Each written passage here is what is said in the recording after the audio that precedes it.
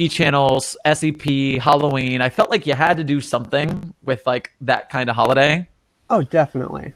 And after Get Vocal gave me the opportunity to like get all this equipment and upgrade everything, that way I could do the live show with them. I was like, man, I could. And 100% because of H Bomber Guy. Uh, Oh, did you see the H Bomber Guy Donkey Kong stream? oh, I caught the tail end of it.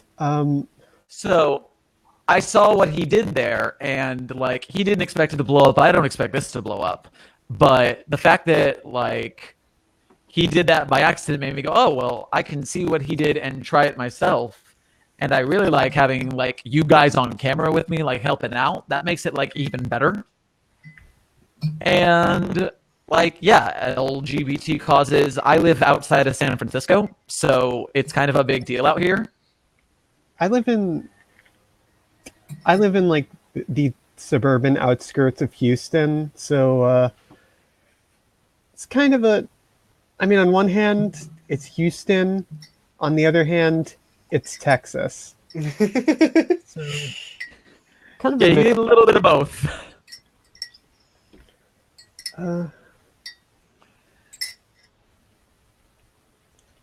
Yeah, and so like I am my friend's token straight friend actually. Uh, all of my friends are some form of LGBT, and I'm like the token straight in the group. But they love me anyways. uh, God, there always is like that. I'm just thinking back. There always is like the token straight person in like any group of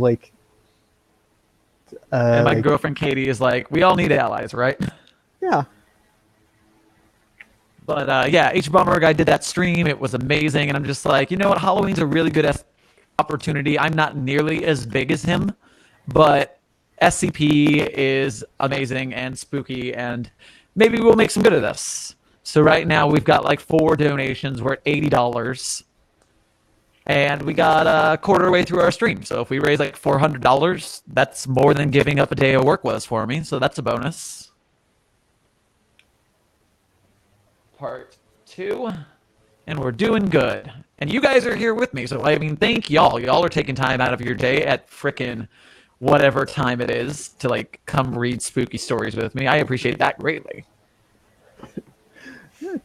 Really is no problem. All right. Go ahead.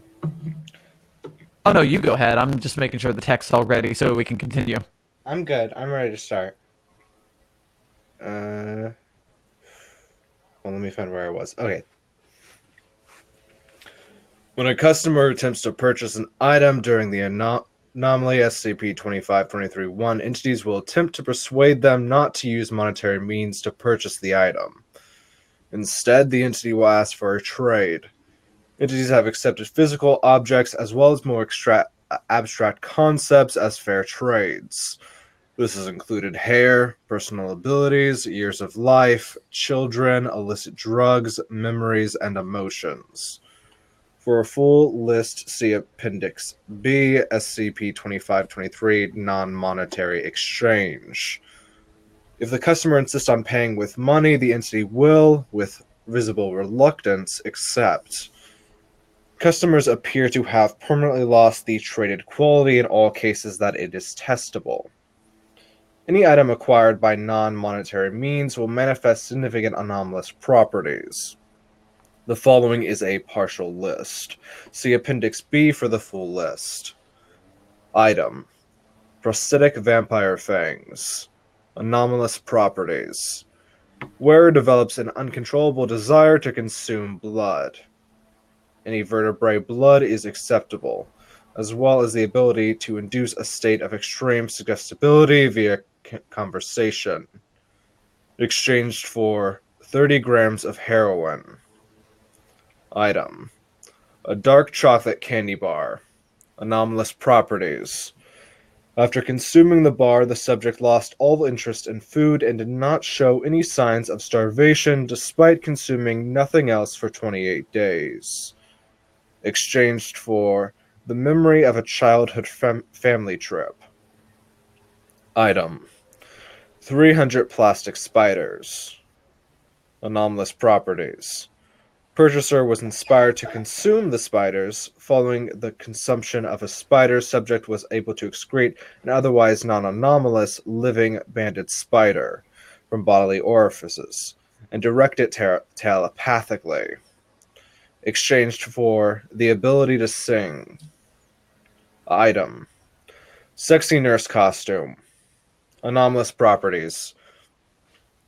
Wearer demonstrated markedly decreased sexual inhibitions as well as increased attractiveness to the opposite sex. Sexual partners report mild anesthetic effects. Exchanged for an 8-year-old boy. Current whereabouts are unknown. Item. Decorative trick mirror. Anomalous properties. Entities visible in mirror are deceased persons or pets known to the viewer.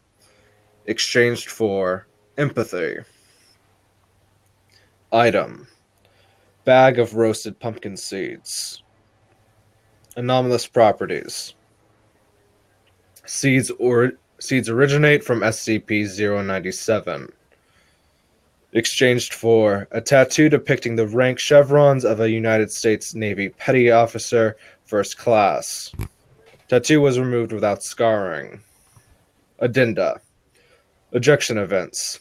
The first ejection event occurred during initial containment on November 1st, 1999 at 110 hours and is typical of later ejection events.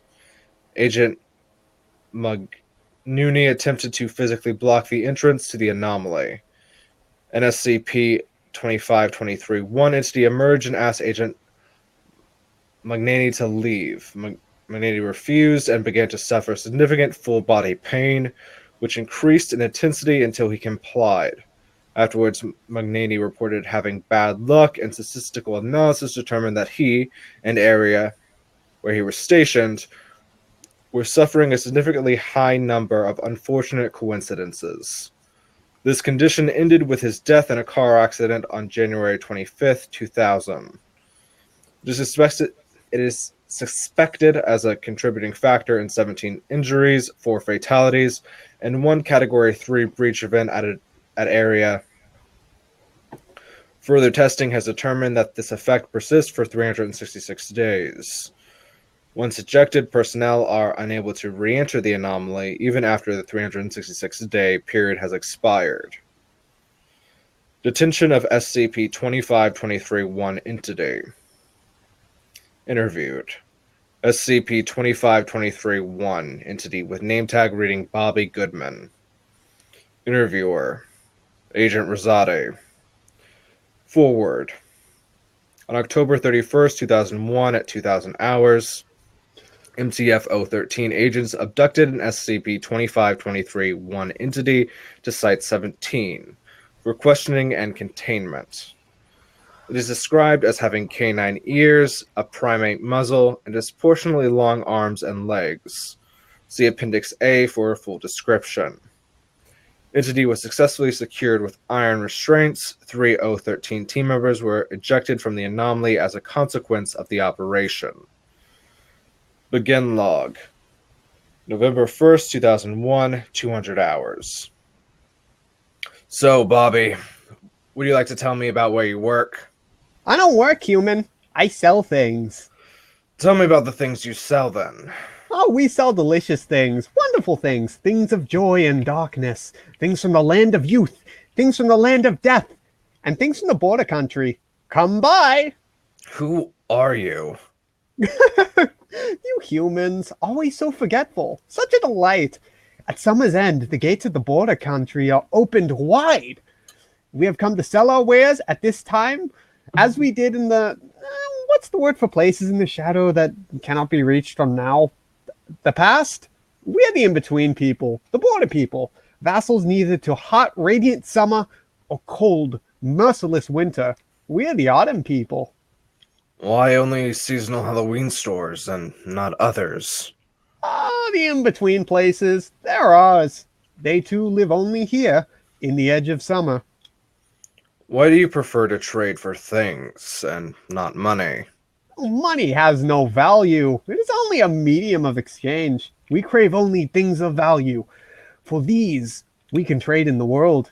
How do you think we get these things we sell? We are the item people, not cobblers. Are you aware that the things you sell are problematic for humans? Yes, of course they are. We are merry people. Our wares are mirthful. End log. Closing statement. Following the interview, the entity was transferred to a humanoid containment unit and was extremely cooperative. At sunset on November 1st, 2001, the entity vanished from the containment, leaving behind a crude doll made of rough, unworked oak sticks, clothing scraps, and mineral clay. All milk products at Site-17 were reported to have instantly spoiled simultaneously with this event. Should I read the footnote, or is that it? That's fine. We don't need the footnote, but wow, that voice for the SCP was amazing. Thanks. It was really good. You did a good job. I came out of nowhere because I was like doing like stream things, tweeting here and there.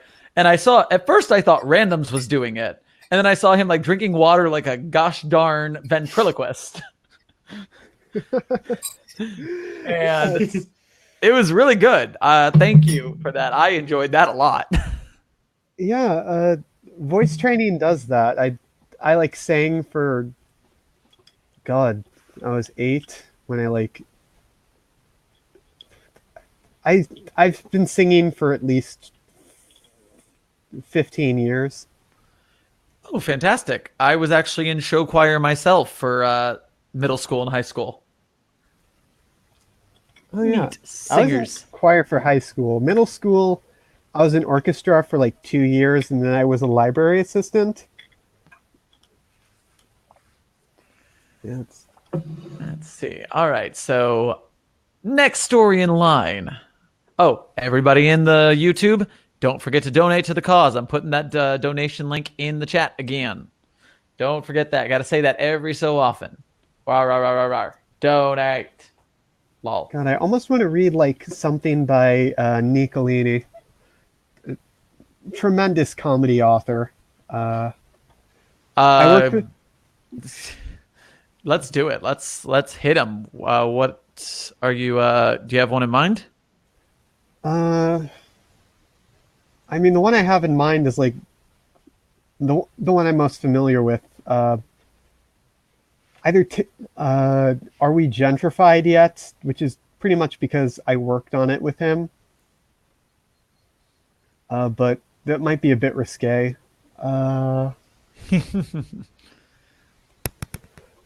Tim Wilson's Close Shave is... I always kind of wanted to do Tim Wilson. I know he's... Oh my god, I could do him with like a Minnesota drawl.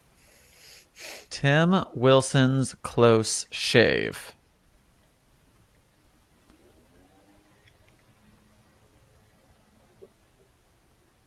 Ooh, that looks fun. Yeah. A dried twig snapped in half under the weight of Tim Wilson's boot, filling the otherwise silent backwater woods of Clackamas County with sound. The nature enthusiast paused for a second, removing his Stratton hat from his head, allowing it to hang from his neck as he brushed the sweat from his brow.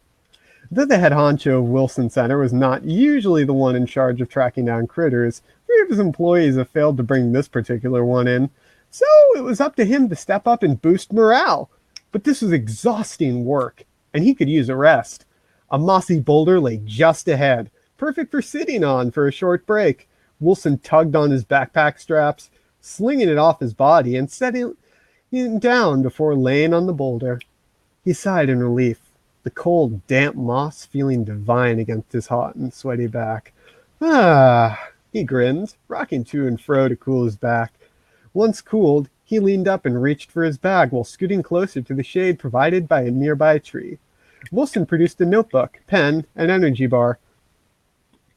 He scratched at his beard before tearing open the wrapper and getting to writing. Wilson's hunting log. Hunt for King Louie, day 2. I didn't expect to have such trouble keeping up with a critter. What Roger told me, I knew King Louis was clever, but this takes the cake. So far, he's managed to collect the fruits from the traps I've laid out without triggering him. Somehow even got the net undone and grabbed all the papaya. I might just have to contact the supervisors to help with this big boy, but I want to give it the old college try before throwing in the towel. Well, what really gets me about King Louis is, how'd he get there, eh? It's not every day one finds a great ape in this corner of the world, especially one that stands upright most of the time. Plus, he's so big. I certainly hope our humble little wildlife center can house such a large and intelligent critter. I don't think the folks would be happy to see the big dogs take another one of our furry friends like they did with Ringo. Context for Ringo, that's a kangaroo that can cause earthquakes by hopping. Even if it was for the best, at least King Louis is easy to follow, given how big his tracks are. I hope to catch him and bring him home soon. I should shave when I get back. My beard is so itchy. Wilson decided he had rested long enough. He crumpled up the wrapper of his energy bar and stashed it in a container within his bag, stowed his stationery, and put on his backpack once again. Before settling out once more, he grabbed his canteen and took several hearty gulps. Water escaped from his lips and trickled down his beard before hitting the ground below. Content, Wilson secured his canteen to his waist once more and began his trek anew, scratching his beard as he did. Many hours later, the sun finally set behind the rolling hills, and Wilson had come no closer to capturing King Louis. Though it was frustrating, it was nowhere near enough to put Tim Wilson down. Despite his endless enthusiasm, he did not quite have the energy he had so many years ago. So no matter his excitement to meet King Louis, Wilson would have to stop for the night. He sized up the trees, looking for one he may easily climb, possessing a branch just high enough so most critters wouldn't reach for him, and just low enough that so having to suddenly jump wouldn't hurt too bad. Following a brief examination, he found a satisfactory oak and began his ascent. Once he sat upon his intended branch, he tested his durability before getting to work. A very neatly folded piece of blue plastic with lengths of rope tied around it was procured from his bag. He unfolded it, revealing the plastic to be a hammock, as he began securing it to the branch. Once done, Wilson slowly and gently slid into the makeshift bed and repurposed his backpack as a pillow. He watched the sunset and the moonrise with a satisfied grin. Wilson laid back and got comfortable as he watched the moon continue its ascent, enjoying the serenade of crickets, hooting owls, and the gentle flow of the nearby creek. Though many could enjoy the sounds of nature on their own, this was music to his ears. What he found most beautiful of all was that it was never the same, no matter how many times he heard it. Sometimes a chorus of coyotes would join in, or a fish leaping from the water would create an outstanding crescendo. Wilson shut his eyes and eventually fell asleep, with a wild smile on his face. This is what he lived for. The moon was high in the sky when Wilson stirred from his sleep. He blinked thrice, slowly leaning up in his hammock. Though the world around him was still spinning, he was able to spot a pair of yellow eyes staring at him nearby. This snapped him out of his slumber, as the man looked around him to see many more pairs of eyes in the distance, all of them almost as tall as the branch he was resting on. Just as he was assessing the situation, one of the pair suddenly became taller, easily being eye level with where Wilson rested. Much to the critter's caretaker's chagrin, the same pair of eyes which seemed to magically enlarge before moving towards him. Feeling the branch shaking with the might of its steps, Wilson quickly reached into his book bag in a panic and produced a flashlight, which he then shined at the approaching critter. He nearly gasped at what he saw. Where was this again? Oh God. Sorry. A giant, almost human being covered head to toe in brown fur. Its feet were massive, almost as long as a dog, and it had long, lumbering arms. But what struck Wilson most of all was its face. Despite its gorilla-like features, the critter had an almost human-like facial structure. Yet at the same time, it was still distinctly not human. Had Wilson known more about the aesthetics, He would have described it as belonging in the uncanny valley, but alas, he was not so learned. Instead, the conservationist would go on to describe it as spooky. The critter stopped in front of Wilson, who looked on like a deer in the headlights. It narrowed its eyes, appearing to observe the odd, comparatively hairless creature which laid before it. Following a moment of contemplation, it spoke. You smell of the jailers and murderers, but you are not like them. Its voice was heavily guttural and accentuated with an unknown language, and carried a cadence the likes of which only a wise and ancient being would possess. Wilson swallowed nervously, unsure of how to process what was happening. Boring was a weird place, but never had he heard a critter speak to him, at least nothing beyond the typical parrot squawking. Taking a moment to collect himself, he swallowed nervously before responding. Hey there, friend. My name is Tim Wilson, and I'm from Wilson's Wildlife Solutions. He staggered his way through his introduction, doing his best and failing not to panic. Tim Wilson, why do you follow my kind? Why do you lay traps for us? Oh, well, it's a long story, friends. But to summarize, we at Wilson's Wildlife Solutions are trying to wrangle all the weird and wild critters that live here in Clackamas County. The supervisors say it's a nexus or something like that. So we get a bunch of irregular critters, but we care for them all the same. He found his confidence in talking about his dear organization, proudly sharing his goals with his newfound companion, but he quickly realized they were nowhere near as enthusiastic as he was. Was it not enough to call us all those years ago? Now you seek to put us on display for your kind's amusement. The being's tone grew irate, and Wilson shrunk away in fear of retaliation. Were he not surrounded and in a vulnerable position, he would have attempted to throw out an emergency flare by now, but it seemed as if diplomacy would be the only way out. Wilson wasn't exactly the best at communicating with people. He was always more at home with animals. This thing was sort of like a critter, he thought, so maybe he'd make it out okay. No! You've got it all wrong. I love critters of all shapes and sizes. Not that I'm saying you're a critter, since you know, you can talk. You seem pretty smart. But I don't know if you're familiar with apes, but you kind of look like the really big ones to us, so we figured you were one of the critters in need. He stopped for a moment. The thing he was talking to was awfully big, much bigger than King Louis. Had he only been chasing a juvenile this whole time? I know what apes are. We are the children, you and me. You do not have the scent of a killer, Tim Wilson. You smell of mercy. But you smell of the jailers and the murderers. We will let you go, but you must carry a message for us. Turned around, signaling for another of its kind to approach. A much smaller specimen, about the size of 1.5 Wilsons, approached. The human pointed the flashlight down and quickly identified the critter as King Louis.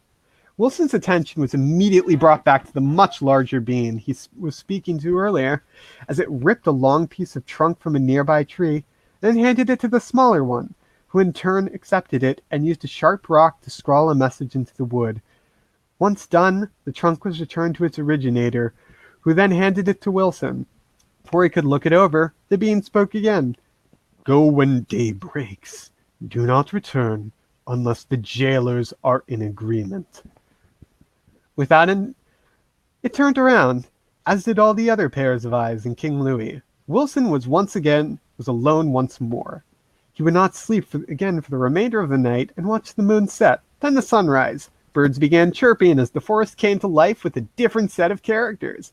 Exhausted, Wilson packed up his belongings and held on to his wooden carving and took a moment to read it.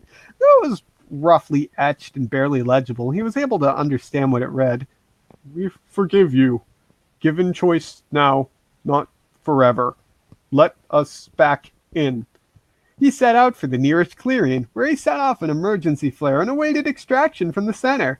Some few hours later, Wilson presented the object to the supervisors, who in turn introduced him to some rather funny-looking aerosol can. Sometime later, the entire Wilson Center had met the funny aerosol cans, and no one seemed to remember King Louie.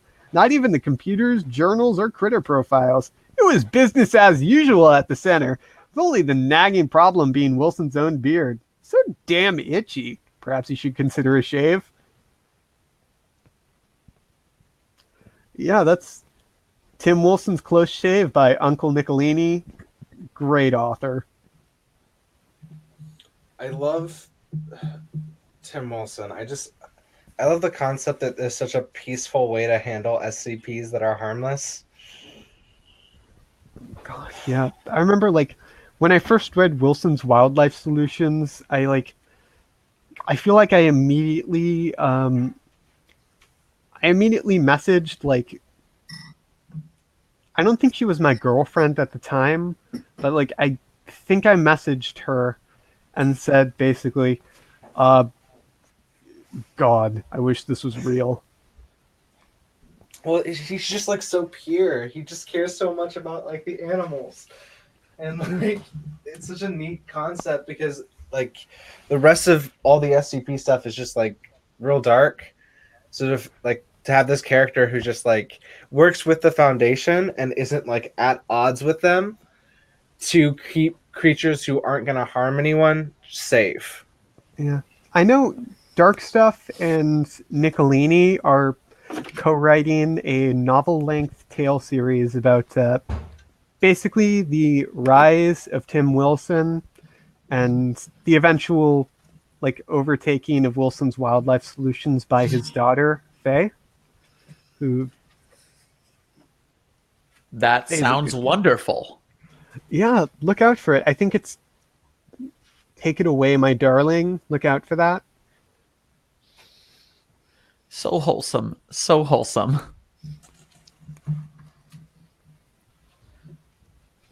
Do you guys have any suggestions on where we go from here?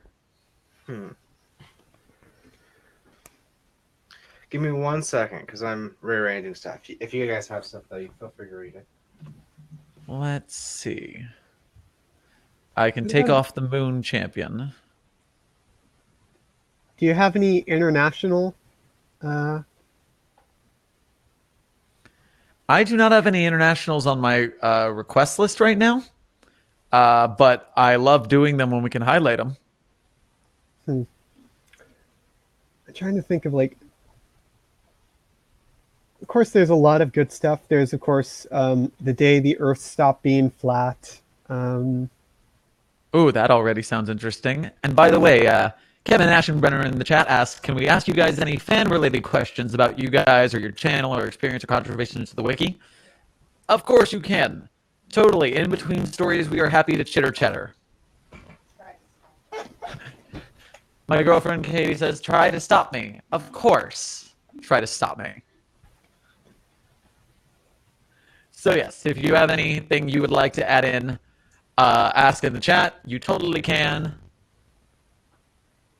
Sorry, Lady Fairy's going to miss out on the 999 stuff if she requested it because she has to be in class in 20 minutes, but I'm glad we're here for the before times. What is the number for that World Flat one that you mentioned, Uranium? SCP 281-FR. 281-FR. It's apparently And by the sorry. Oh, no worries. Go ahead while I type. It's apparently a pretty big one, like on the French wiki. At least 281-FR. Like it's kind of the origin of. I don't actually know if it's like the origin, but of Saphir. Sapphire for like the English speakers, which is just a great GUI. I know Nico and Ip have done very good stuff for it. Cool. And while I'm thinking about it, before we get into this, Kevin Ashenbrenner asks if we'll read anything from the Three Moons Initiative. I know they exist, but they're not a group I'm familiar with. Oh, do you guys have some intel? Three Moons Initiative is very complicated. I haven't read much, but from what I've gleaned, it's basically All right, so the Foundation created this afterlife, and there's this one world that just got completely wiped. And like now everyone's in that afterlife. And they're basically interacting with our world, trying to like improve it. Like they have like, you are watched, you are protected, you are loved. Is there like, I don't know if it's like their like motto, but I do know it's a phrase that's intensely associated with them. They've done things like this one kill sat that kills despots. This one piece of metal that's basically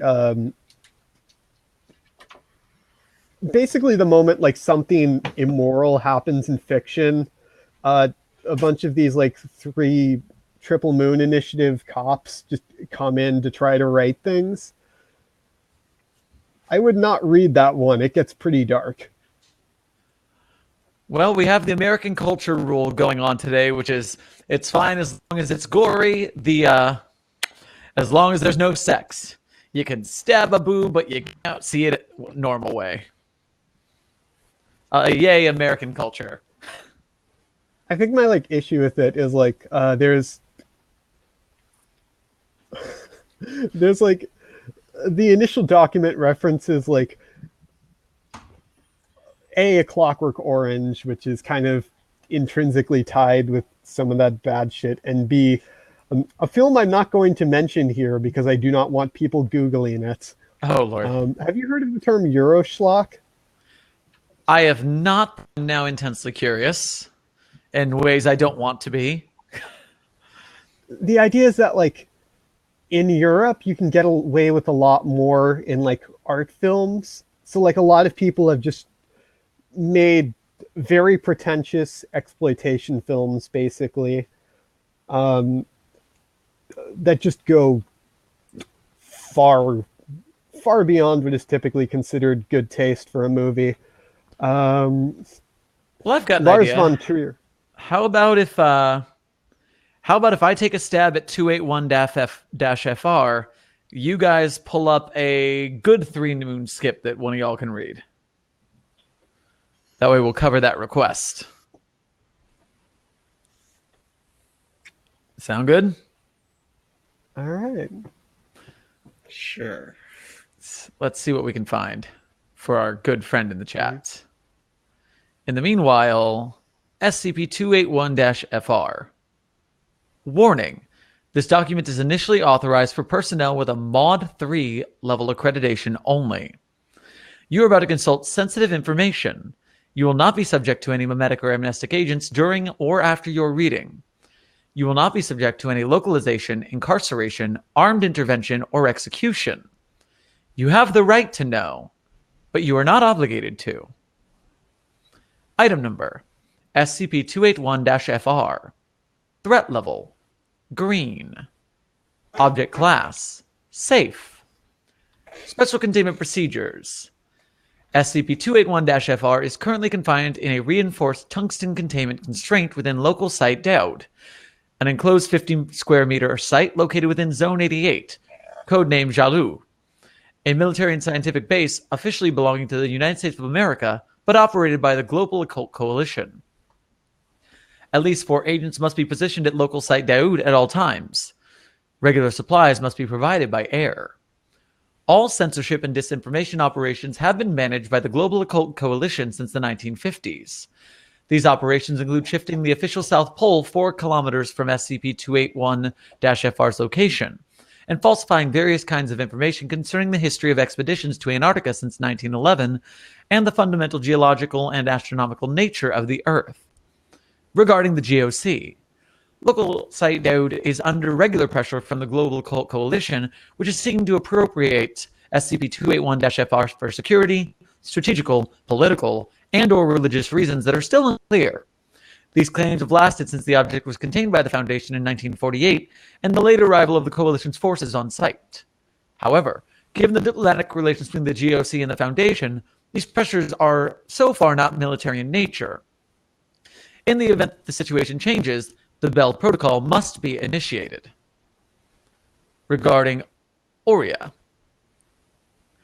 SCP-281-FR is currently at the heart of the Jihad of the Nine, a medium-scale military religious conflict with the Office for the Reclamation of Islamic Artifacts of Iran, whose claim of SCP-281-FR was one of the founding objectives.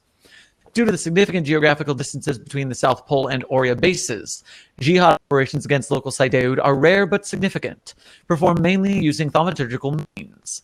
Site-42's isolation location within Zone 88 means that these Islamic operations are managed mainly by the GOC's armed forces. In the event that this situation changes, the EA protocol must be initiated. Regarding a K-class scenario, according to the founding Islamic text, several of SCP-281-FR's components would be called upon to be recovered and used during Revelation-type end-of-the-world events by Class 7 or higher reality manipulators. SCP-281-FR-5 is assumed to be recovered by the Prophet Ali during the Last Judgment, whereas SCP-281-FR-1 is assumed to be recovered by the Prophet Jesus to fight the Antichrist. In the event that this situation occurs, the ANU protocol must be initiated. In any case, it is assumed that removing one of the components of SCP-281-FR or damaging its integrity could cause an XK class event. History of the Daoud Jalud incidents. April 17, 1952. Definitive establishment of Zone 88 around Site-42. Supplies are henceforth provided by air. March 21, 1962. Arrest of Site Director Philippe Vargas for noncompliance with orders and corruption. October 23, 1976. The Prophet Muhammad's swords are demanded to be returned to the Global Coalition by House Afsana, a para-Islamic organization established throughout the Middle East. No indication is known regarding how this organization learned the position of SCP-281-FR. May 15, 1977. The Prophet Muhammad's swords are demanded to be returned to the SCP Foundation by House Afsana. January 7, 1981. Formation of the Office for the Reclamation of Islamic Artifacts by Ruhollah Khomeini. Oria issues an ultimatum, which requests the return of the Prophet Muhammad's swords to the Islamic Republic of Iran. July 7, 1981. Without a response to its ultimatum, Oria declares the Jihad of the Nine, which it accompanies with the filmed execution of 2 Global Coalition agents. February 14, 1983. About 20 armed jihadists manifest in hangars 2 and 3 of Zone 88, likely with the help of transport circles, and begin firing on personnel. All jihadists were shot after killing about 15 people, including one of our agents. November 8, 1985. Arrest of Site Director Valentine Garnier for noncompliance with orders and corruption. March 2nd, 1987. The Global Coalition launched an embargo against Site-42, preventing its resupply. The personnel on site have reserves for 14 months. July 28, 1987. Explosion of Building A6 of Zone 88, likely caused by Oria. The embargo is discontinued. Colonel Emerson denounces a terrorist act on behalf of the SCP Foundation in order to justify an armed intervention against Site-42. False evidence is fabricated and presented to the GOC in order to make Oria's guilt irrefutable. February 1st, 1988. Assassination of Colonel Emerson. September 10th, 1992. Manifestation of a plot of arid desert occupied by an Oria encampment 6 kilometers from Zone 88. It is, in fact, a spatiotemporal deformation connecting the location to an Oria camp established in Kerman Province, Iran. A surface-to-surface missile was sent by Zone 88, but was unsuccessful due to the spatiotemporal anomaly. During the years 1993 and 1994, several jihadist raids take place, assisted by motor vehicles and heavy weapons, which were countered with difficulty. Zone 88 is severely damaged, and the EA protocol is initiated twice. September 13th, 1994, the spatiotemporal anomaly resolves itself. A retaliation operation from Sapphire is suspected. April 28th, 1999. Several information leaks, see Addenda 2 and 3, concerning the nature of SCP-281-FR and the involvement of the GOC allow for the Foundation to blackmail several high-ranking members of the Coalition. The pressures of Zone 88 against Site-42 decrease. March 22nd, 2005. Emergence of an abnormally modified bomb through a transport circle within Zone 88. The bomb is diffused in time. Shortly after a dozen jihadists appear, shot dead without losses by the soldiers on site who were waiting for them in ambush. Description: SCP-281-FR is a set of 9 swords of various shapes and sizes, similar in style to the Arab weaponry of the late 7th century CE. These swords are comprised of various metals, with iron or bronze blades and handles of gold, silver, or copper, including leather, traces of ivory, or precious stones. These swords are classified SCP-281-FR-1-9. All are planted approximately 15 centimeters in the ground at a single point, at Earth's exact geographic south pole. Latitude 90 degrees south, longitude irrelevant. When SCP-281-FR was discovered on site and reported to the SCP Foundation in October of 1947, SCP-281-FR was accompanied by a sign reading, "Please, thank you for not touching the swords, under penalty of giving the impression that the world was destroyed, which would worry a lot of people over nothing. Sincerely yours, Sapphire." Okay. Officially, and especially in diplomatic relations with the Global Occult Coalition and its partner states, the Foundation has always respected this sign and has never attempted to take action on SCP-281-FR. Unofficially, all attempts to remove some or all of SCP-281-FR have ended in failure, whether by human, mechanical, or thaumaturgical means. All attempts were abandoned upon the discovery of several sensitive documents. See addenda. It is assumed that SCP-281-FR is an essential element of the globe's biological structure, and that damaging its integrity could potentially cause the discontinuation of the terrestrial globe. SCP-281-FR's irremovability is due to an attractive force of several hundred million newtons of undetermined origin exerted by each of its components on the other components. This force of attraction does not seem to apply to objects other than SCP-281-FR's components. The Department of Theology proposed the hypothesis that each component of SCP-281-FR must have its own abnormal capability, which could manifest itself when each component is individually used as a weapon. This hypothesis cannot be proven because of SCP-281-FR's irremovability. Addendum 1. Group of Interest 096-E46 Epistolary Documents. The following documents were taken from a letter exchange maintained in 1946 between Hervé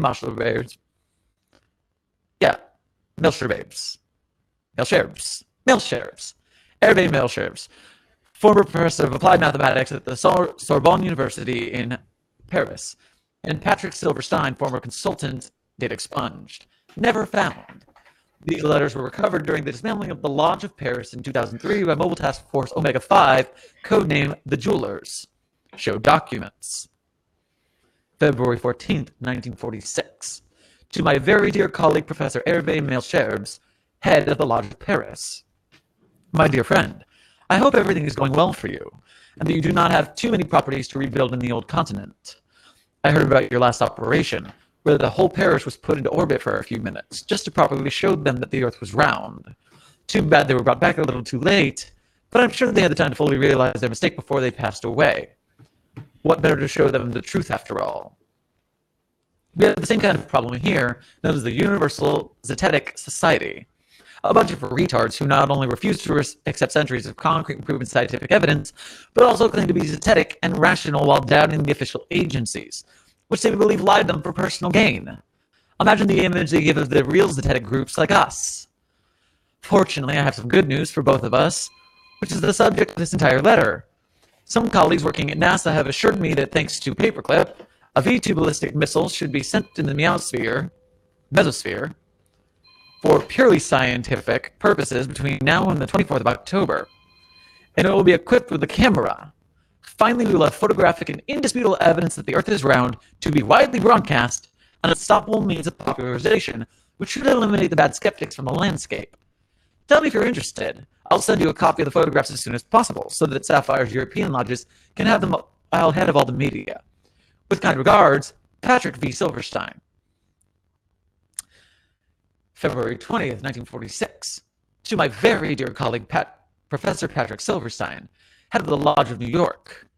My dear friend, I thank you warmly for so actively following and appreciating the activities of the Lodge of Paris. The flattists, as they say in the jargon, are definitely a plague. Skepticism must apply in the face of the illogical, not the logical. Otherwise, it is little more than monstrous bigotry. Sapphire members in France will gladly take your photographs of the Earth from above. The weight of words, the shock of photographs, isn't it? Fighting against the most harmful communities of Christianity, in particular, seems to me the priority at this time. We can't even debate peacefully with these Jewish morons anymore without being looked at wrong now. The politically correct, you know how it is. With kind regards, Hervé Melcherbs.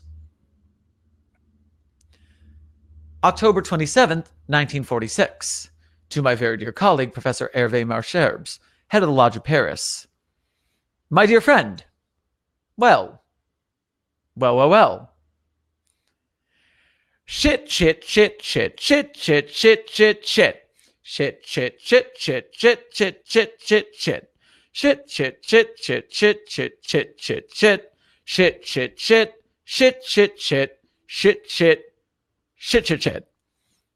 Goodbye, monetization. Hello, charity. Please find attached, as promised, the photographs of the Earth taken from space by NASA's ballistic missile. Their disclosure to the general public has been blocked until further notice. With kind regards, Patrick V. Silverstein.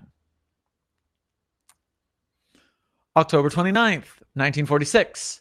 To my very dear colleague, Professor Patrick Silverstein, head of the Lodge of New York. My dear friend. Fuck. With kind regards, Hervé Melcherbs. November 3rd, 1946. To my very dear colleague, Professor Hervé Melcherbs, head of the Lodge of Paris. My dear friend, as the Society's representative of the Council of 108, I was able to take advantage of today's session at the Global Occult Coalition to evoke concern for the aesthetic and purely illusory appearance of our beautiful planet. Namely that, as seen from space, the globe appears to resemble a flat disk bordered by a large ice wall. Apparently, among the 107 other organizations that were brought together in the coalition, a large part of them were already aware of this optical effect. I began by thanking them, all of them, for having striven all this time to triumph the truth of the round Earth, and for having hidden from the world's population this unpleasant impression that the Earth is flat. It is now very courageous of the New World Order to fight against a singularity, giving the impression to every human being that the Earth is flat, instead of imposing, sometimes by somewhat repressive means, certainly but necessarily, the scientific evidence demonstrating that it is a globe. I was greeted by an awkward silence, a silence so deafening that I still have overdeveloped hearing, the opposite of tinnitus. For you see, the problem is that they themselves are convinced that the Earth is flat, and they believe they are lying to the world when they are actually telling the truth. You can imagine the discomfort in the ranks of the council. The Bavarian Illuminati no longer know where we stand, and the Freemasons pretended to look for lint in their ceremonial dresses. But either way, let's ignore that. Appearances are kept. That's what counts. I then asked them if Sapphire had permission to fix its little aesthetic problem, give back to the globe the appearance that it should have. It was certainly the silence that followed that gave me my current anti-tinnitus. The assembly stayed to watch me, staring in silence for something like a quarter of an hour before anyone dared to get up. I think they were in shock. The one who got up was, without much surprise, the Supreme Master Abraham of the Illuminati. I've never heard him stutter before, and I don't think anyone else has either. You want to make the Earth round, he told me. You'll understand that I had the sudden laziness to tell him that, no, the Earth was already round, and they were just going to make it look the way it should. I decided instead to move directly into technical considerations. Hence my question. Do you still have the 9 swords of Muhammad in stock? With kind regards, Patrick Silverstein. November 16, 1946, to my very dear colleague, Professor Patrick Silverstein, head of the Lodge of New York. I confirm that we should be able to gather the swords of Muhammad. Singularities BRO 2562, ISL 2, 3, and 4 must have taken dust at Marseille. At last news, they were doing tests to verify that their attraction was indeed of magnetic origin and not unique. Unfortunately, it is, and no force manifests itself once in their sheaths. BRO 2562-ISL 7 is hidden somewhere in the Lodge of Cairo. I sent a letter to Professor Riekman. As for BRO 2562-ISL 1, 5, 8, and 9, they were stolen by the Tool Society to serve the strange rituals of the Nazis, but were recovered during the liberation and should now be stored in a crate lost in the Louvre's reserves. Nothing that isn't unrecoverable. I'll put this all together and keep you more fully informed as thanks for guests. We'll see you at the Interlodge Summit anyway, won't we? You can be there. You can then be able to share with us all the projects that are germinating in your mind. With kind regards, Hervé Melchers. Addendum. GOI-096-281-01 archive document. The following document was covered during a raid by Mobile Task Force Omega 5, codenamed the Jewelers, in the home of former senior researcher, redacted, on redacted date in 1998. Show document. Ooh, that is a very pretty pair of documents.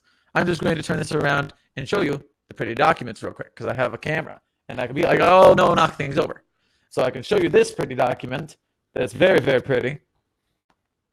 And I can show you this backside of the document that is also very, very pretty. Whoever did those documents, I approve of your work. And meanwhile, I'm going to pull this closer to my face so I can read this document. Hello, Mrs. Blank. You have been selected to be part of the Galilei Delta Rubles. Your departure for the South Pole is scheduled for March 5th. More information will be sent to you shortly regarding the time and point of departure. Operation Galileo was established in order to synchronize the spherical nature of the globe, which don't have to be proven with the ages, with its aesthetic appearance, which unfortunately makes it appear flat in the eyes of the neophyte. It was decreed at the 55th Interlodge Summit the singularities BRO 2562-ISL 1-9, better known as the Swords of Muhammad, would be gathered and used to counter this most unfortunate illusion. 9 teams of rubies, or rubles, I think it's rubles, will depart by 9 different routes to the South Pole. Rubies. It is rubies. Thank you. They base 9 themselves off of gemstones. Oh, that makes sense. That makes more sense. Will depart by 9 different routes to the South Pole, or as the more whimsical members of the GOC call it, the glacial border, to reach 9 points that are singularly opposite, but will objectively form the South Pole. Each individual rubies will be in possession of a sword. Galilei Delta will receive BRO 2562-ISL3 in its sheath. You must reach point Delta, unsheath the sword at the specified time, and drive it into the specified point immediately. You don't need to know any more at this time. The Kaldovich effect states that any bladed weapon planted in the ground can only be dislodged under special conditions, typically by the action of a conscious person.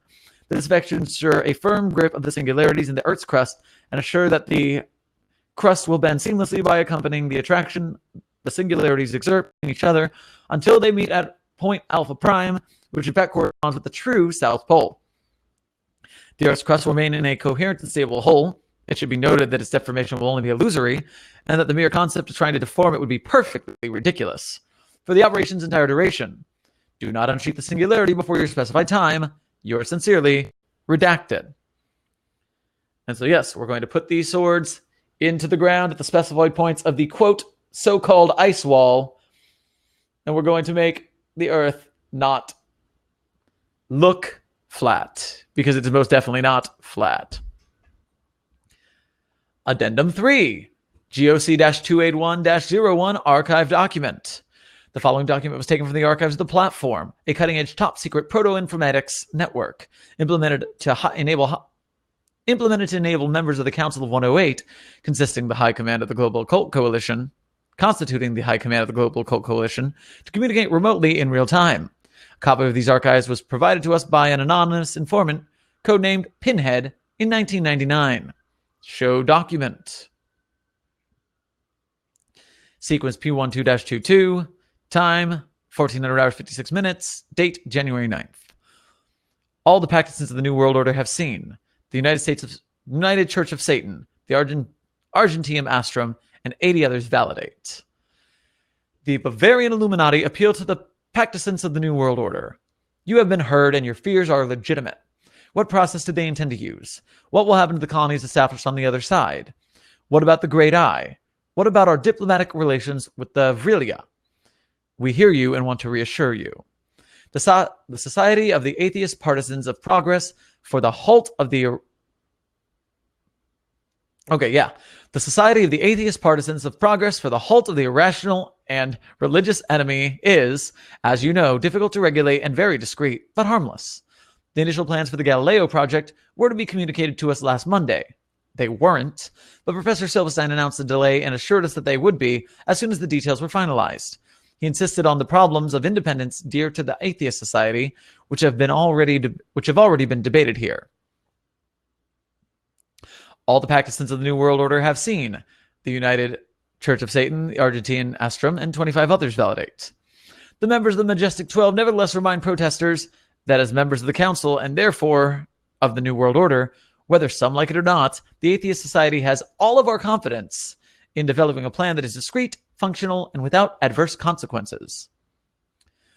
All of the factions of the New World Order have seen the Theosophical Society, the Argentine Astrum, and 28 others validate. The United Church of Satan reminds the 52 practicants of the New World Order that are of a parareligious nature that the law of cordial secularism is, until further notice, the norm within the Council, that any criticism of the voices and practices of the Atheist Society is taken into account that are relevant within the Coalition's formal framework. All of the practicants have seen, 79 others, including the Universalist Order of the Acer and the Order of the Dragon, validate. The Bavarian Illuminati emphasize that Council's information sharing platform is open to all Council members with the exception of the Atheist Society, in no way due to a lack of trust toward them. And he mentioned the existence of the platform to one of their members will nevertheless be punished. All the practices of the New World Order have seen, Black Ocean Society and Bavarian Illuminati, and 72 others validate. The members of the Majestic 12 point out that concerning the suspicions of destruction of the Earth's hidden side, the sketches of the Galilei project seem to aim at closing the glacial border, contracting it to form a second hole on the planet. The hidden side would therefore be preserved, would constitute the inner surface of an empty globe. The continental tunnels on the other side should not suffer too much from the transition from the flat Earth to the hollow Earth. New ones will probably be established, as well as a surveillance base in Antarctica. All citizens of the New World Order have seen the Theosophical Society, the Walt Disney Company, and 65 others validate. The Vril Society declares that it is very enthusiastic about the idea of literally closing the Vril territory's borders to finally solve the problem of migrants who cross the edge of the world to settle in on their territory, taking the place of honest citizens in cold blood. The Shambhala chain will be pulled so that the Earth's second moon does not cause the collision when the Earth's crust closes. Once moved, the second moon will continue to be the source of light and heat fueling the other side. It will be aligned to form the center of the new globe, will establish a new balance. All the practices of the New World Order have seen, the United Church of Satan, the members of the Majestic 12, and 68 others validate. Cicada 329 notes the significant saving of time and resources. No more ships, planes, or exploration troops swing over the edge anymore, and if their disappearance is no longer needs to be covered. All the practices of the New World Order have seen, the Priory of Sion, the Order of the Dragon, and 85 others validate. The Masonic propaganda of the Grand Orient. The Masonic propaganda of the Grand Orient reminds everyone that the round Earth is already the accepted model throughout the civilian world, and that if the transition from the flat Earth to the hollow Earth goes smoothly, only the world's astronomical data will have to be modified to camouflage the operation. In the event of a significant incident, the threat of war between the United States of America and the Soviet Union will serve as the perfect diversionary or justification instrument. All practices of the order, all practices of the New World Order have seen the Universalist Order of Acer, the Bavarian Illuminati, and 61 others validate. The Priory of Sion would also like to put back on the agenda the question of the Greater Israel Plan. I didn't remember this part was in it. I'm so sorry. Oh, this will be... Here comes the ending. Would like to put back on the agenda the question of the Greater Israel Plan and relations of dominance that will become more complicated with the organization of the American-Soviet conflict.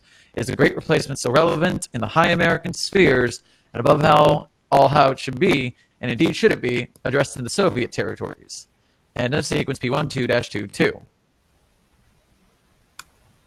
I didn't remember that. Fun. I didn't remember that part. I am so sorry. Wacky fun. Woo, it's okay. Is this working? Yeah. Hey, Sumerian. Hello. Ahoy, ahoy. Yes, by the way, welcome, Dr. Sumerian. The story's over. We can talk to you now. I think while I was readjusting my computers and stuff, my microphone was hot while you were in the middle of reading. But other than that, I think everything worked. I can hear you. Can everyone else hear him? Yeah. Mm-hmm. Fantastic. Welcome. Thank you for joining us. Yes, indeed. I just wanted to make sure things worked before, I needed to be on. Surprised it just let Sumerian's me going to join take a on big it. shift later on. Yeah, like whenever there's always 4 slots open. I'm always in one of them, so we always have room for 3 guests. Yeah. Does someone else want to guest right now, or? Well, right now, the only guy in the Get Vocal room besides the 4 of us is our tech guy, Lokesh. Hi, Lokesh. Thanks for joining us for a bit. And so we do not have anyone now, but if you need to step down for any reason, feel free. Like, you are not chained to your shot at any point. Oh, no. Yeah, it's just, yeah, I don't want to monopolize, like, potentially someone else's time. With regards to 3 moon skips, you cannot go wrong with 2578. 2578. Let me start looking that up. Hopefully Kevin's still here and will enjoy a 3 moon skip. Well, that was 2750, right? 2578. Okay, see, I did that backwards. 2578. But actually, before we do this, Sumerian, do you want to introduce yourself?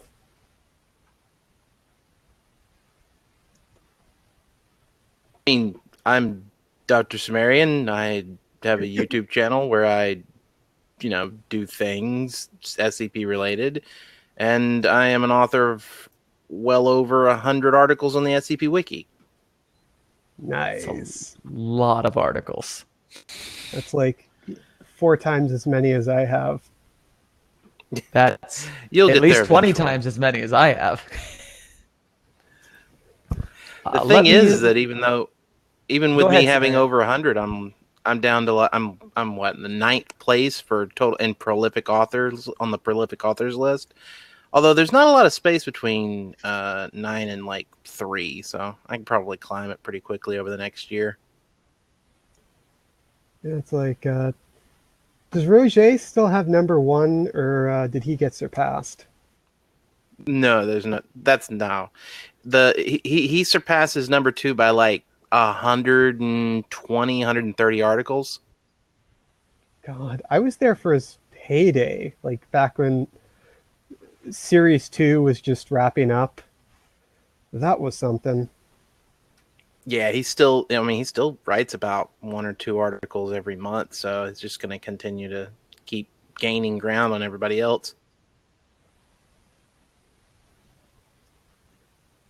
Let me take this moment in the chat before we go into another story just to say there's the Site-42 24-hour live stream. We are live streaming until midnight tonight, California time, all day Halloween, raising money for the San Francisco LGBT Center. I'm going to pop that link in the chat so you guys have another opportunity to donate.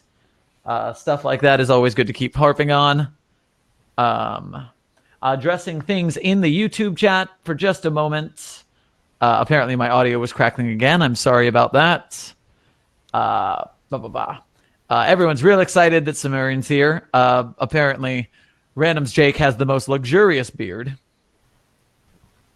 And yes, everybody please share the stream, spread the word. We have 13 people watching right now, which is the most that have been watching the stream so far. So better the longer we go. I like the sound of that. Does anybody want to take 2578 while I go stretch for a hot second? Sumerian? Let me look her up real quick. 2578. And it looks like Kevin Ashenbrenner is still here, so he gets his 3 moon skip. Woo! It's called This Machine Kills Fascists. Interesting. All right. Item number SCP-2578, Object Class Keter. Special containment procedures. Global email networks are to be monitored by the Foundation for indicators of SCP-2578-A. If the counter on a confirmed instance of SCP-2578-A reaches 24, a response team from MTF Iota 10, damn feds, is to be dispatched to the location of the corresponding instance of SCP-2578-B in no more than 10 hours. Over the last 2 hours, the team will monitor the situation and await further instructions. In addition, the response team will escort 1 D-Class Foundation employee scheduled for termination, the scapegoat, for the purposes of Contingency 12 Azazel, along with ampules of low-grade hypnestics. In the case of an in-progress impaler event, the response team is to carry out Contingency 12 Azazel as soon as possible. Contingency 12 Azazel. Through the use of hypnestics, The response team will implant the scapegoat with artificial memories of assassinating SCP-2578-B. 2. The scapegoat will be handed over to law enforcement authorities of SCP-2578-B's government. In the case of an aborted Impaler event, the instance of SCP-2578-B is to be detained and released after amnestic therapy. Due to the potential for civilians to communicate with SCP-2578-D, instances of SCP-2578-C are to be excised from global email servers upon detection. Let's open up this collapsible real quick. At this time, due to its location and destructive potential, containment efforts of SCP-2578-D will focus on non-intervention and repeated attempts to negotiate. Description: SCP-2578 is the collective designation for a series of phenomena related to the deaths of at least one black box human subjects since 1995. Prior to death, all victims, referred to as individual instances of SCP-2578-B, share the following characteristics. SCP-2578-B was a political figure, or was due to hold office at a future date. SCP-257-B intended to engage in all of the following political activities at a future date, and had the adequate military, financial, and political resources to do so. Ethnic cleansing, the establishment, continuation, or reinstatement of government-sponsored slavery and or child labor, the violent suppression of peaceful protest and or dissent, war crimes against foreign powers, the establishment of absolute control of the national press, media, and religion. SCP-2578-B was relatively unopposed in these views by its constituents, and dissident or rebellion was curbed in such a way that, had the subject not died, all of its plans would have been successfully implemented. 72 hours prior to its death, the instance SCP-2578-B will receive a message, SCP-2578-A, on its primary personal email client. The sender will only be identified by a set symbol shared with all instances of SCP-2578-A. The content of SCP-2578-A is consistent through all instances. Sic semper tyrannis. Subject's latitude and longitude, a number which is 100. First message: I never miss my mark. Abdicate and you will live. This part of the message is then repeated in Spanish, French, German, Russian, Ukrainian, Arabic, Farsi, Mandarin Chinese, Japanese, and Tagalog. After 30 minutes, the message will be resent to SCP-2578-B, but the value of the second number will decrease by 1. Once the number reaches 0, an Impaler event will occur 72 hours after the initial SCP-2578-A. The corresponding SCP-2578-B can stop the countdown in a variety of ways, including resignation of their post, rescinding any pending orders that correspond with the aforementioned political activities, surrender to a war crimes tribunal or a resistance movement, and or suicide. Impaler events are characterized by the sudden appearance of a borehole in the targeted instance of SCP-2578-B, which usually begins at the top of the head and ends at the groin, though alternate locations, such as SCP-2578-B-429, have been noted. Though these incidents bear evidence of a high-powered gunshot, no bullets have been recovered from these events, and the holes will appear even when the instance is on an airplane, underground, or in a building with no damage to the surrounding area. SCP-2578-C refers to a set of emails sent to various politicians, civilians, and other human subjects after a successful or aborted Impaler event. The content varies and can be personalized, but will usually include a declaration of victory and or words of encouragement, such as this message sent to a synagogue scheduled to be bombed after the election of SCP-2578-B-429. 3 crescent symbol is victorious. Ion Lupescu successfully terminated 5/12/2009.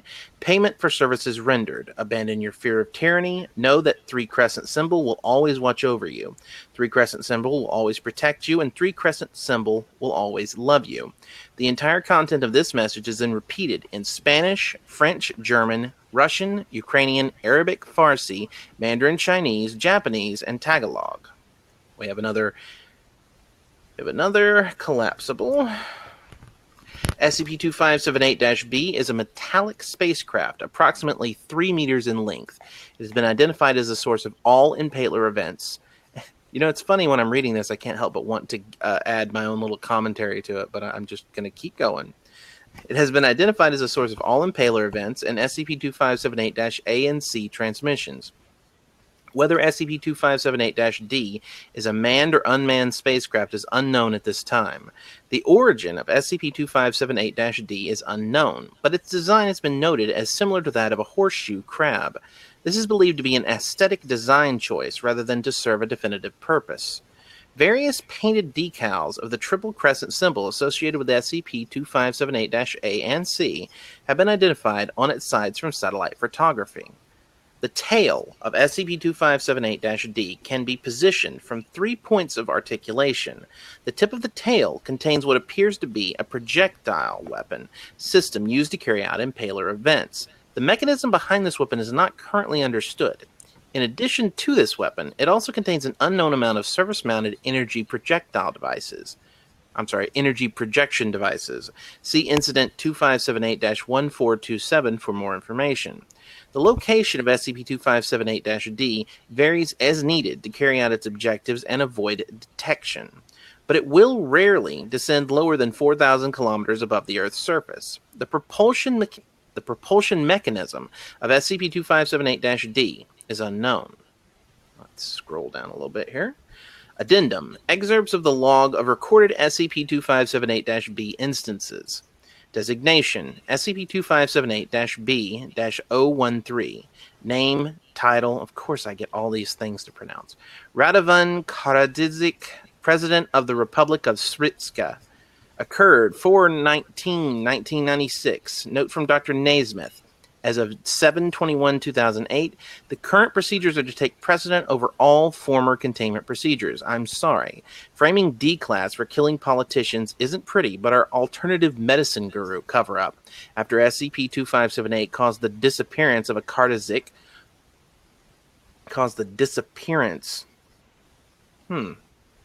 That's a strange sentence structure. Wasn't just unethical, it was silly. SCP-2 B-326, Mohammed bin Salman, Deputy Crown Prince of Saudi Arabia. Impaler event aborted. For a detailed list of 230 aborted impaler events so far in Saudi Arabia, please refer to document 2578-K. SCP-2578-B-429, Ion Lapuscu, President-elect of Romania. I know I screwed up that pronunciation. Occurred 5/12/2009. The borehole was discovered through Mr. Lapusco's chest. Eyewitness accounts claim that approximately 5 minutes before the impaler event, Mr. Lapusco grew increasingly agitated for unknown reasons and insisted on letting his 4-year-old daughter ride on his shoulders. Now, let's open this last collapsible. Oh, Lord. Incident 2578-1427. On 4/19/2016, after the aborted impaler event of SCP-2578-B-832, the Foundation used the computer terminals that received several instances of SCP-2578-C in China to triangulate the origin of the messages, leading to the discovery of SCP-2578-D. Email contact was established with SCP-2578-D by the Foundation shortly thereafter, requesting information about its origins. In return, SCP-2578-D sent the following. Very interesting. With regrets, I must ignore these irrelevant questions completely and thank you immensely for the indirect access to your database, which was very informative about the impasse I have reached in I almost said North Carolina. That would have been hilarious. North Korea. For a while, it felt as if I were talking to a wall in the back and forth with Kim Jong-un, but a bronze stele is close enough. It seems a more direct approach is needed for liberation. With love, triple crescent symbol. 2 hours after the above message was received by O5 Command, SCP-1427 was declared neutralized. Research into use of SCP-2578 as a means of neutralizing difficult-to-contain SCP objects or SCP objects of political origin is pending O5 approval.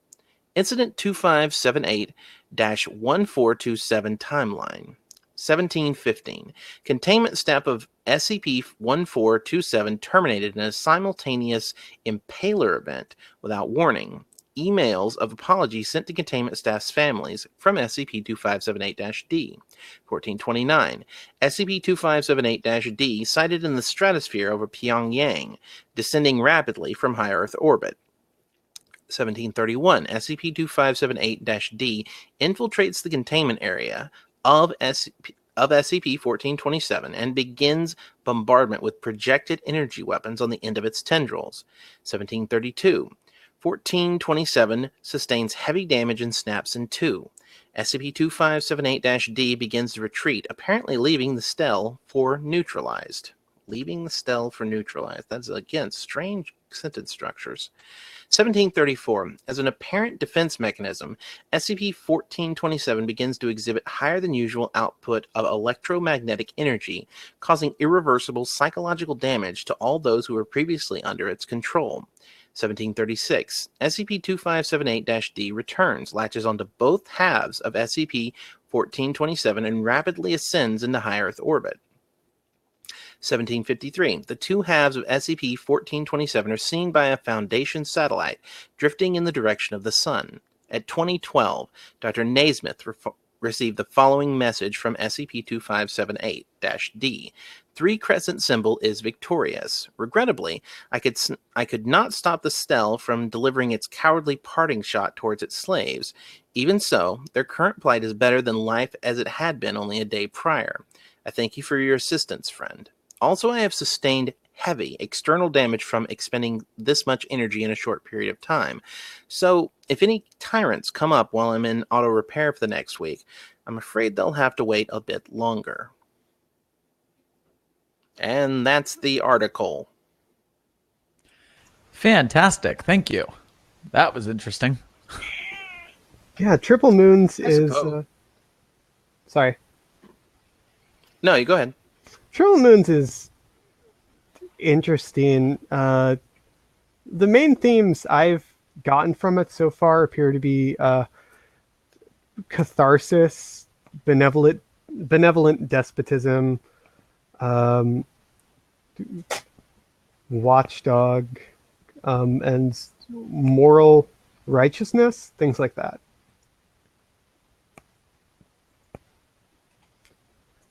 Surprised about the 1427 crosslink.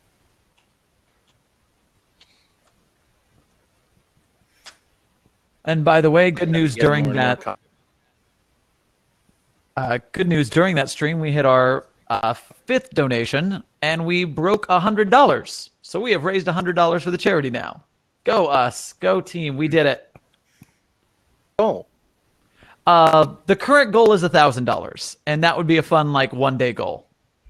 Oh shit, Toad King's on. Yeah, Oh. Toad King's in the chat, by the way. He showed up.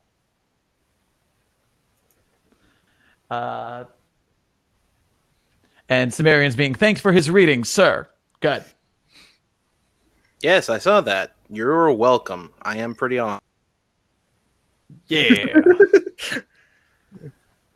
All right. Do either of you three have an idea for our next article?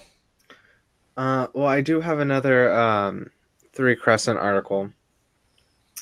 I don't know if... Cool. Let's do it. Right? Okay, cool. It is SCP-4922. Pulling it up.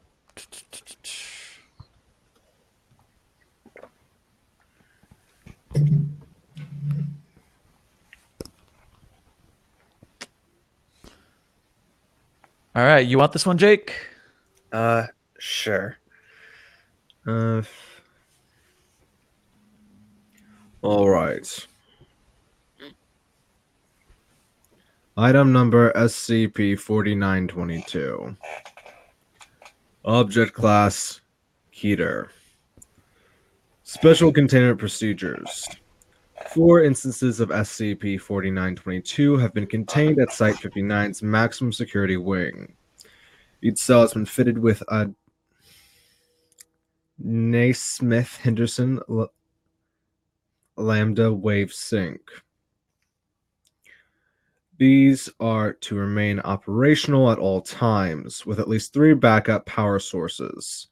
In the event of total containment failure, Contingency 99 Suit Tech is to be enacted at the discretion of Director Ness Smith. All other instances encountered outside of containment are to be summarily destroyed with sustained heavy machine gun fire. Description: SCP-4922 designates a series of hostile synthetic military constructs that are believed to be extra-dimensional in origin. Instances vary in appearance but maintain the following common traits: a monochromatic white color scheme, primary composition is of an as of yet unidentified ballistics grade material that bears the characteristics of steel, plastic, and felt, speech capabilities, and an insignia of three crescent moons. In addition, the majority of SCP-4922 instances encountered have possessed non-functional eyes, limbs, and other design features. The most common design of SCP-4922 is that of a humanoid soldier 1.5 meters in height with exaggerated facial features. SCP-4922 instances currently in containment. Number SCP-4922-5. Description: beaked humanoid entity, 3 meters in height, wears body armor. Answers to the name Bigger Bird. Status contained. Number SCP-4922-17. Description: humanoid entity, 1.5 meters in height, wears body armor. Answers to the name Phil. Status contained. Number SCP-4922-20. Quadrupedal equine entity, 2 meters in height. Answers to the name Boss Haas. Status contained. SCP-4922-47. Description: humanoid entity identical to SCP-4922-17. Answers to the name Philippe. Speaks English in an exaggerated stereotypical French accent. Status contained. Number SCP-4922-4. Description: small, vaguely humanoid entity, 1 meter in height, unarmored. Answers to the name Wilkins. A resemblance to a commercial character of the same name has been noted. Status: 4/4922 clearance required. The whimsical designs, combined with the fact that the drone's manners of speech have individual personalities and dialects, give the impression that SCP-4922 is some manner of weaponized puppet. This is believed to be an aesthetic design choice, as it serves no functional purpose in combat. Instances of SCP-4922 display extraordinary combat abilities, hidden bladed weapons, high-energy plasma weapon systems, and proficiency with firearms in unarmed combat, as well as regenerative factor from damage taken in battle. Sustained heavy machine gun fire is the only known method of terminating SCP-4922. In addition, instances can be rendered temporarily immobile through the inhibition of nearby lambda waves. SCP-4922 is most often encountered in populated areas, carrying out extrajudicial termination of, as labeled by SCP-4922-17, Class M damnation candidates.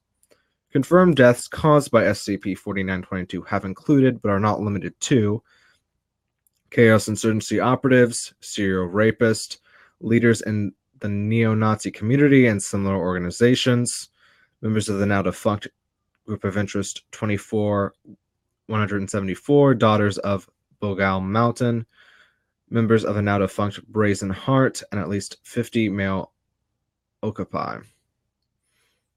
It is believed that SCP-4922 operates as a force of assassins under the same extra-dimensional authority as SCP-2578, SCP-3922, and other objects with the same 3 crescent insignia. 4/4922 clearance required. Does one of you want to do the other voice in this? When you say other, you mean the SCP Well, or Dr. Paulson? there actually is 3 voices because the SBP changes voices halfway through Fair enough. because they changed to Prime. I don't know, but I'm fine doing either. I'll take the SCP. Alrighty. Date: May 19th, 2018. Interviewer: Dr. Craig Paulson. Interviewed: SCP-4922-4. Begin log. Good morning, SCP-4922-4. I hope you're feeling... Let me out of these restraints. My coffee's innocent. Test the DNA. Right. You seem to have an insignia of 3 crescent moons on your chest.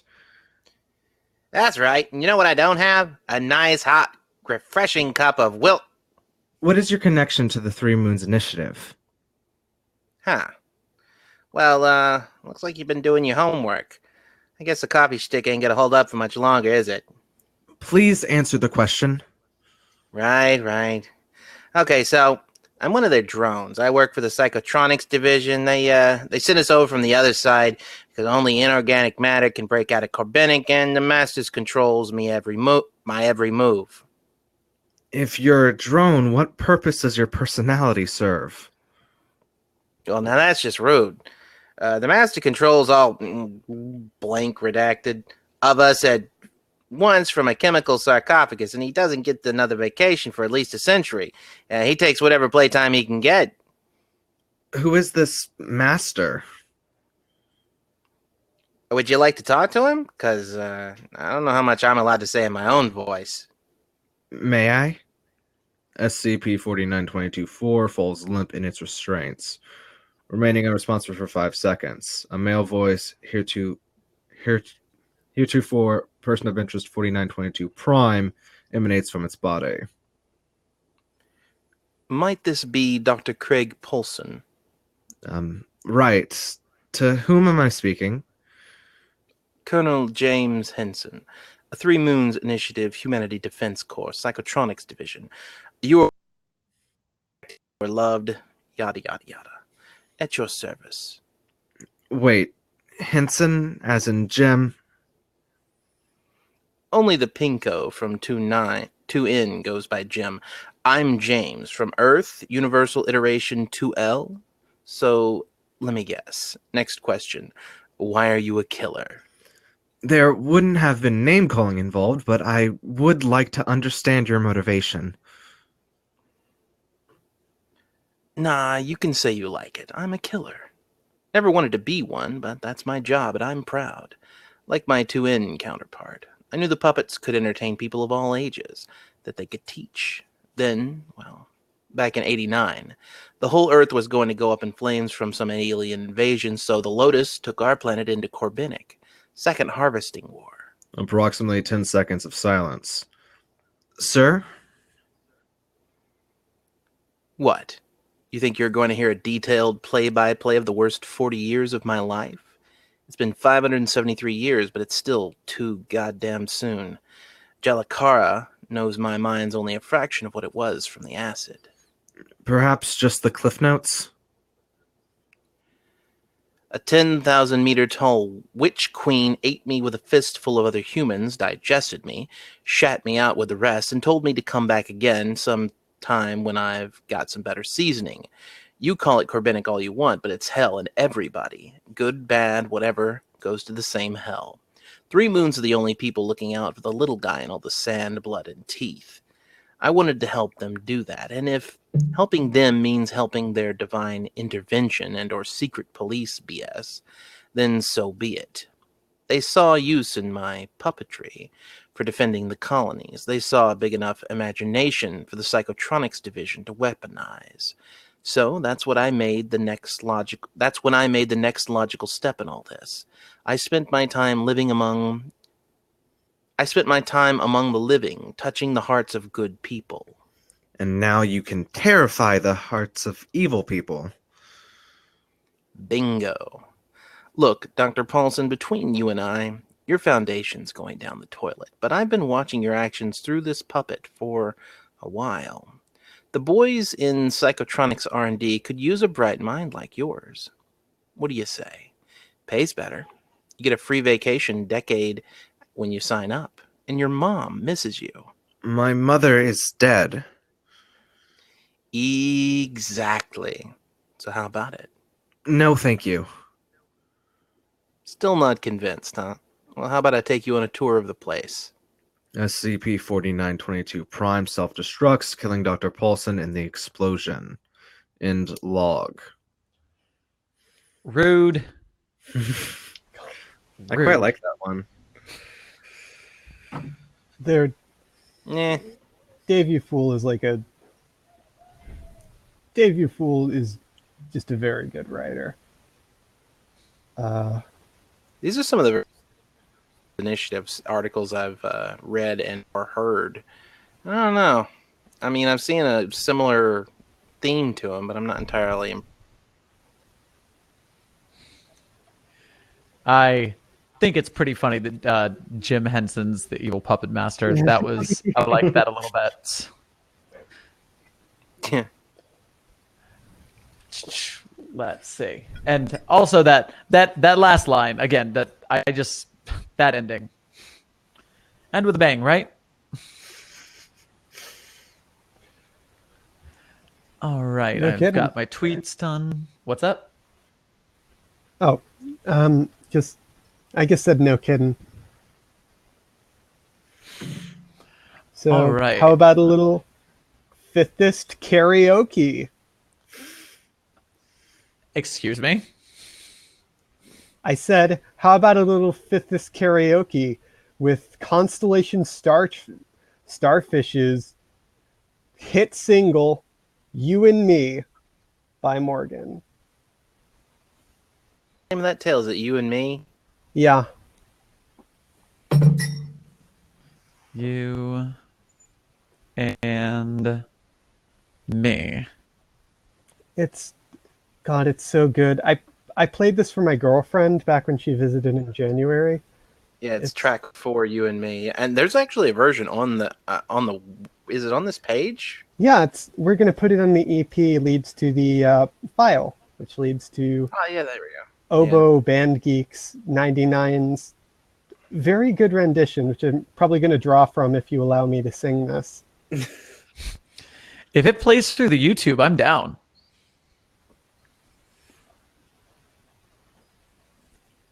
The YouTube? Oh, I've been having trouble getting Himself. Yeah, Uranium's All right. going to sing it. nice. Hit it. Herself. Herself, yes. All right. 1, 2, 3, 4. You and me should take a trip across the galaxy and feel the waves of our own energy. Everything will come together slowly. Quietly, you and me will float through eternity. We'll stay up all night and wonder about where we've been and where we'll go, what we've seen and what we'll know, guided by the lights above us. So you and me, vessels on an open sea. You and me, I want to be there with you to see it all within you, becoming a part of everything.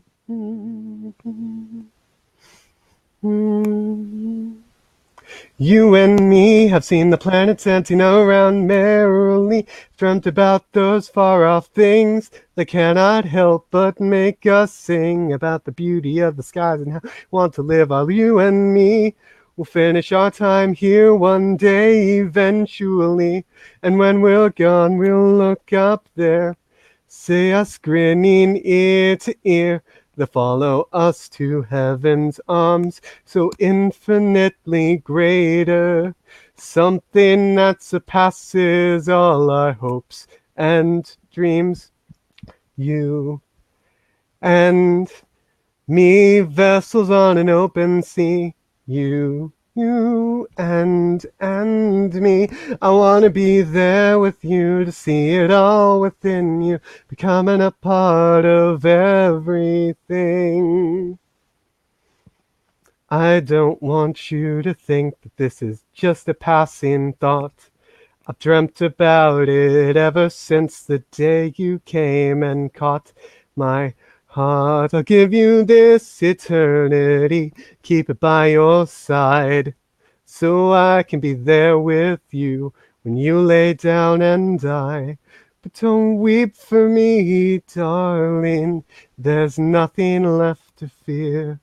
I'm out here dancing with the stars, and soon you'll be here too. You and me, vessels on an open sea. You and me, I want to be there with you to see it all within you, becoming a part of everything. You and me, vessels on an open sea. You and me, I want to be there with you to see it all within you, becoming a part of everything. Yeah. Fifth is karaoke. Tracks now. I don't have. The only other one that I know has a backing is Among the Stars, which I only listened to it once. I forgot who wrote it. Props to DJ Cactus for You and Me.